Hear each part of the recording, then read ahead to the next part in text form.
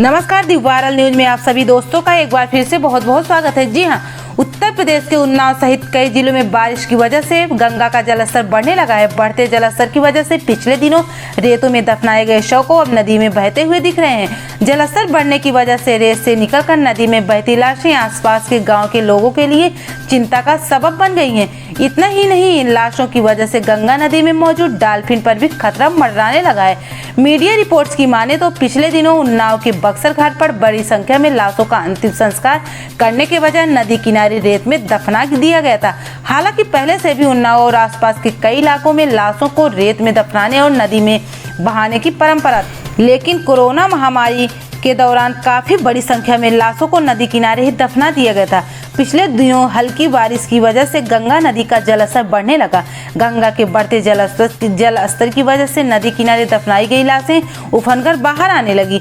जलस्तर बढ़ने से गंगा नदी में बहती लाशें प्रशासनिक लापरवाही का सबूत बनकर तैर रही हैं। पिछले दिनों राज्य सरकार की तरफ से कोरोना महामारी के कारण मरे लोगों के अंतिम संस्कार के लिए आर्थिक सहायता देने की घोषणा भी की गई थी, लेकिन प्रशासन की लापरवाही से कई लोगों ने अपने स्वजनों का अंतिम संस्कार करने के बजाय नदी किनारे रेत में ही दफना दिया और कईयों ने लाश को नदी में ही बहा दिया। हालांकि अब स्थानीय लोगों ने यह भय पैदा हो गया है कि अगर हल्की बारिश भी हुई तो लाशें रेत से उफनकर नदी में आ जाएंगी, तो भारी बारिश के दिनों में क्या होगा। कोरोना महामारी के दौरान उन्नाव के अलावा कानपुर, प्रयागराज समेत कई जिलों में गंगा किनारे लाशों को दफनाने की तस्वीरें सामने आई थी।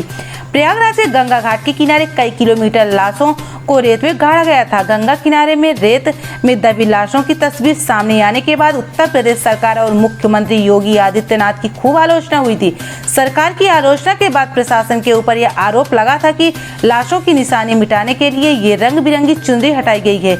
हालांकि प्रशासन ने इन आरोपों से इनकार किया था। प्रयागराज के जिलाधिकारी भानुचंद्र गोस्वामी ने इस आरोप से इनकार किया था और चादरें हटाने की भी जांच की थी। साथ ही प्रशासन ने प्रयागराज के फाफामऊ घाट पर शवों को रेत में दफनाने और पाबंदी लगा दी थी। इसके अलावा दूसरे कई घाटों पर भी चौकसी बढ़ा दी गई और लोगों से अपने स्वजनों की लाश को रेत किनारे न दफनाने का आग्रह भी किया जा रहा है। फिलहाल इस वीडियो में इतना ही। अगर आपको वीडियो पसंद आया हो तो लाइक करें, शेयर करें और कमेंट के माध्यम से अपनी राय दें।